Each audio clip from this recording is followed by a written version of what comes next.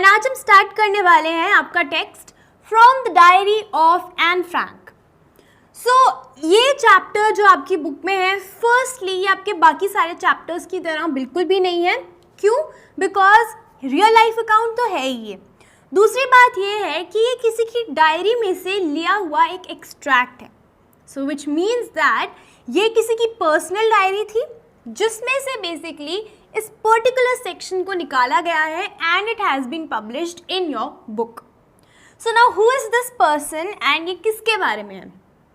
सो Anne Frank एक Jewish girl थी।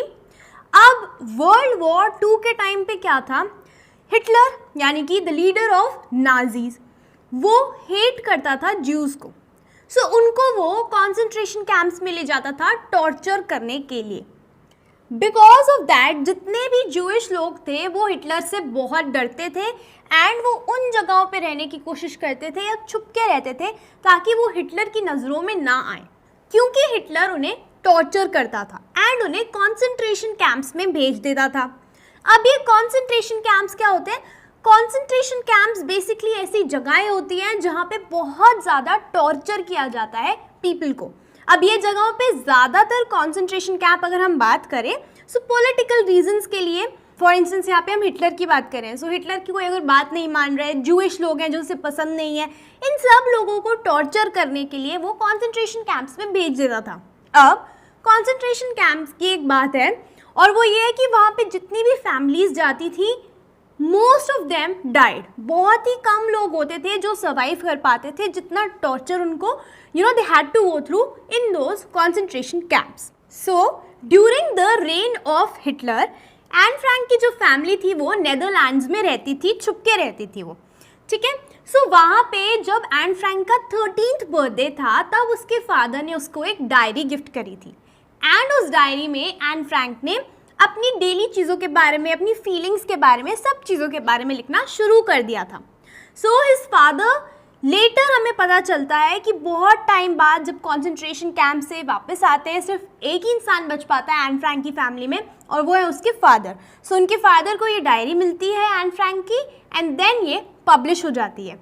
सो उस डायरी में से ही ये एक चैप्टर या एक छोटा सा इंस्टेंस है that is given in your book.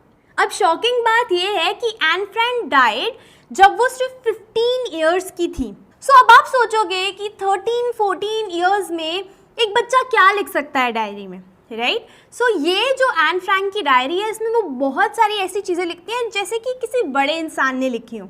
सो वो अभी हम स्टडी करेंगे। सो अगर हम इस एक्सट्रैक्ट की बात करते हैं, इस डायरी एंट्री की बात करते हैं, सो एन फ्रैंक बताती है सबसे पहले कि उन्होंने डायरी लिखना शुरू क्यों किया। शी सेज दैट उन्होंने डायरी लिखना शुरू इसीलिए किया बिकॉज उनका कोई अच्छा फ्रेंड नहीं था जिसके साथ वो अपनी फीलिंग शेयर कर सकती थी, अपने आइडियाज़ को शेयर कर सकती थी, अपने थॉट्स को शेयर कर सकती थी। वो हमें बताती हैं कि she had a loving family. उनके पेरेंट्स थे, उनकी ग्रैंड मदर थी उनके साथ एंड उनके साथ थी उनकी sister who was 16 years old.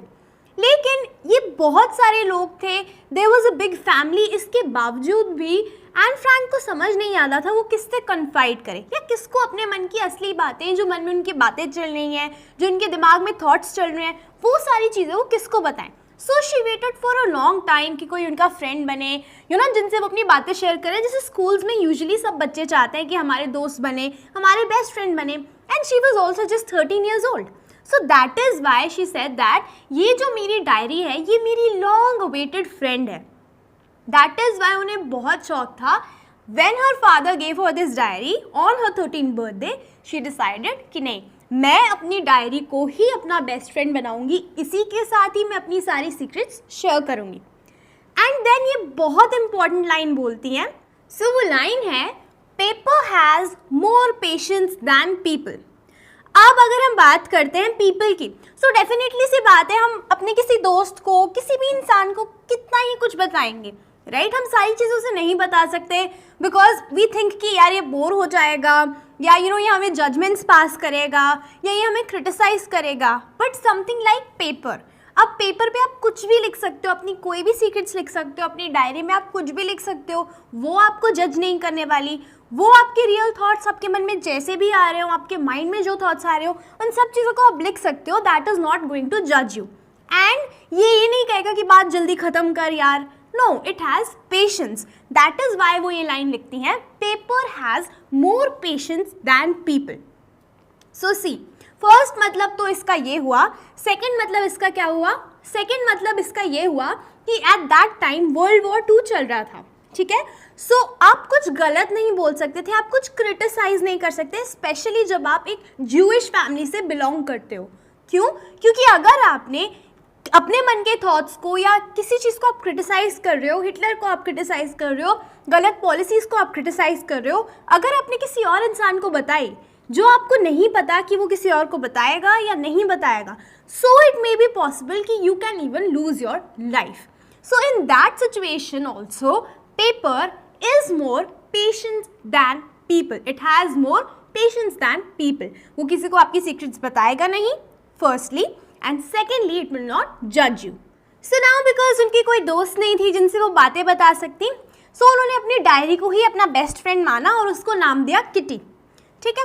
So now उसी में ये सारी चीज़ें लिखती हैं वो, एंड देन वो बताती हैं कि उनकी जो ग्रैंड माँ है वो उनको काफ़ी मिस करती हैं। अब क्यों? सो बेसिकली क्या होता है, वो लोग काफ़ी एमिग्रेट करते हैं एक जगह से दूसरी जगह पर, ठीक है। That means with in the country, जैसे आप कह सकते हैं एक स्टेट से दूसरे स्टेट में जा रहे हैं, सो एक जगह से दूसरी जगह वो जाते हैं। एंड 1941 में वो बताती हैं, उनका बर्थडे भी आता है, and at that point of time only उनकी जो ग्रैंड मदर है, she got ill, so she feels quite bad for her, and in 1942 her grand mother she passes away, and वो हमें बताती हैं कि वो अपनी ग्रैंड मदर को बहुत ज़्यादा मिस करती हैं। वो बता नहीं सकती किसी और को, कभी शो नहीं कर सकती, but she misses her a lot. And then वो बताती हैं कि when her birthday was there 1942 में ही, सो कहती हैं कि मैंने एक कैंडल जो थी एक्स्ट्रा जलाई, that was for my grand mother because we were trying to make up for her, मतलब कि क्योंकि अब वो नहीं है, सो इसीलिए हमने एक कैंडल जो अपने बर्थडे केक था उस पर और जलाई। सो this is how she tells us कि उनका एक बॉन्ड था अपनी ग्रैंड मदर के साथ। अब जो उनकी हम डायरी एंट्री पढ़ने जा रहे हैं, that is dated on 20th June 1942 Saturday. So अब ये काफ़ी इंटरेस्टिंग डायरी एंट्री होने वाली है। अच्छा, डायरी एंट्री से मुझे याद आया, how many of you right diary? या आप सोच रहे हो कि अब आप डायरी लिखना शुरू करोगे, या you want to basically have an opinion कि मैं डायरी लिखूँ या ना लिखूँ? Okay, so let me know in the comment section कि आप डायरी लिखते हो या नहीं लिखते, या you want to write about it, and what do you think you would like to include in a diary entry. So now coming back to the chapter, so यहाँ पे वो बताती हैं दैट जो उसका स्कूल का डे था उस दिन काफ़ी ज़्यादा हसल बसल थी, काफ़ी शोर था, एंड बच्चे इधर उधर जो थे काफ़ी ज़्यादा बातें कर रहे थे। सो क्यों हो रहा था ये सब? वो इसीलिए हो रहा था बिकॉज उस दिन टीचर्स की एक मीटिंग होने वाली थी जहाँ वो डिसाइड करने वाले थे कि कौन से बच्चे जो है उनको प्रमोट किया जाए। नेक्स्ट फॉर्म उन्होंने यहाँ पे यूज़ किया है वर्ड। सो फॉर्म यहाँ पे आप कंफ्यूज मत होना, फॉर्म का मतलब है यहाँ पे क्लास, कि कौन से बच्चे को प्रमोट किया जाए to the next form, that means next class, और कौन से बच्चों को फेल किया जाए। सो एंड फ्रैंक यहाँ पे कहते हैं कि मेरी क्लास में इतने सारे डमीज़ थे, मतलब डमीज़ का मतलब उनका मजाक उड़ाती हैं बेसिकली, कि मेरी क्लास में इतने सारे बुद्धू, इतने डम बच्चे थे कि मुझे ऐसा लगता है कि क्वार्टर ऑफ क्लास जो थी मेरी उसको तो डिमोट ही कर देना चाहिए। This is what she says. And then वो उसके बाद बोलती है बट कुछ पता नहीं होता because teachers are the most unpredictable creatures on the earth. So वो कहते हैं टीचर्स जो होती हैं वो काफ़ी ज़्यादा अनप्रिडिक्टेबल होती हैं, वो कभी भी कुछ भी कर सकती हैं। सो अब जैसे यूजली हर बच्चा किसी ना किसी सब्जेक्ट में वीक होता है, सो ये कहती है कि मुझे और अपने किसी सब्जेक्ट का डर नहीं था, मुझे सिर्फ मैथ्स का डर था। एंड मैथ्स ये सब्जेक्ट इसलिए मुझे ज़्यादा डर लगता था क्योंकि जो मेरे एक टीचर हैं मिस्टर कीजिंग, वो मुझे हमेशा डांटते रहते थे क्योंकि मैं क्लास में बहुत बात करती थी। सो एक बार उन्होंने ऐसे ही मुझे क्लास में एक एस्से लिखने को कहा, मुझे एक एक्स्ट्रा होमवर्क दिया पनिशमेंट के तौर पर कि तुम एक एस्से लिखे आओ on the topic a chatterbox. So पहले तो एन फ्रैंक सोचते हैं कि इसमें मैं क्या लिखूं, चार्टर बॉक्स कैसे, चार्टर बॉक्स का मतलब क्या होता है? सी चार्टर बॉक्स का मतलब होता है कि ऐसा इंसान जो बातें करता रहता है, चुप नहीं होता, that kind of person. Even I was like that. So she says that कि मैंने सोचा कि मैं क्या लिखूँ इस पर। यूजुअली मुझे पता है कि मैं बहुत रैम्बलिंग कर सकती हूँ, मतलब मैं इधर उधर की फालतू बकवास चीज़ें लिख सकती हूँ। एंड जैसे हम लोग स्कूल में करते हैं कि अपने वर्ड्स के बीच में बहुत स्पेस दे सकती हूँ ताकि मेरा ऐसे काफ़ी बड़ा लगे, एंड एमलेसली मैं उस ऐसे को लिख सकती हूँ। सो पहले तो ना थोड़ी दिक्कत आई कि मैं इसको कैसे लिखूँ कैसे ना लिखूँ, but then she says that कि फाइनली जब मैं लिखने पे आई तो मैंने क्या किया, मैंने 3 पेजेस का ऐसे लिख दिया। अब वो 3 पेजेस का ऐसे जो था वो काफ़ी हिलेरियस था. सो शी सेज दैट उसमें मैंने अपने आप को जस्टिफाई किया है चैटर बॉक्स के बारे में, यानी कि एक्चुअली चैटर बॉक्स हम उसी इंसान को कहते हैं जो बहुत ज़्यादा बातें करता है.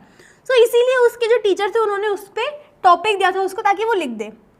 सो शी सेज दैट अब टॉकिंग या फिर बातें करना तो हर बच्चे की ट्रेट होती ही है, and because she says that कि मैं थोड़ी ज़्यादा बातूनी हूँ, मुझे पता है, लेकिन मैं उसको कंट्रोल करने की कोशिश करूँगी, बट ये थोड़ा इम्पॉसिबल लगता है मुझे क्योंकि जो मेरी मदर है वो भी बहुत बातूनी है. She is also a chatter box in a way, and हम कुछ नहीं कर सकते इनहेरिटेड ट्रेट्स के बारे में. सो इसका मतलब ये है कि उनको ये जो ट्रेट है वो अपनी मदर से मिली है, इतनी सारी बातें करने की, एंड इसीलिए वो इसमें कुछ ज़्यादा कर नहीं सकती. सो ये जो लेटर था, ये जो एसे था सॉरी, ये काफ़ी ज़्यादा हिलेरियस था, एंड बिकॉज ये हिलेरियस था जो उनके टीचर थे उन्होंने जब ये ऐसे पढ़ा सो ही वॉज ऑल्सो लाफिंग. सो अब एक दिन तक या एक लेसन या आप कह सकते हैं एक पीरियड तक उन्होंने उसे कुछ भी नहीं कहा, अगले दिन भी कुछ नहीं कहा, लेकिन थर्ड डे जब फिर से एन फ्रैंक इतनी सारी बातें करने लगी तो फिर से उन्होंने एन फ्रैंक को एक एसे लिखने को कहा. अब ये एसे का टॉपिक क्या था? सो उस एसे का जो सब्जेक्ट था वो था एन इनकरेजेबल चैटर बॉक्स. इनकरेजेबल मतलब जो ठीक ही नहीं हो सकता, मतलब कि इसका कुछ नहीं हो सकता, मतलब ये तो है ही इतनी बातों नहीं. सो उन्होंने इस पे भी लिख दिया. अब जो उनके टीचर थे वो काफ़ी ज़्यादा गुस्से में आने लगे, उनको लगता है कि अब ये चुप ही नहीं होती लड़की, कितनी बातें करती है. तो अब वो उन्हें एक थर्ड ऐसे लिखने को कहते हैं, एक और टॉपिक देते हैं लिखने को, एंड क्योंकि उनको मज़ा भी आता है क्योंकि वो इतने हिलेरियस ऐसेज लिख के आती हैं, सो उन्हें अच्छा भी लगता है उन्हें पढ़ना, but then he also wanted to punish her. So अब जो ये थर्ड ऐसे का टॉपिक देते हैं वो होता है quack quack quack said Mrs Chatterbox. So quack quack quack कौन करता है? डक करती है. So this is the third topic या third subject of the essay जो एन फ्रैंक को लिखना था. सो नाउ शी डिसाइड्स ठीक है मैं इस पे भी लिख दूंगी, उसमें कौन सी बड़ी बात है, लेकिन यहाँ पे वो कुछ डिफरेंट करना चाहती थी.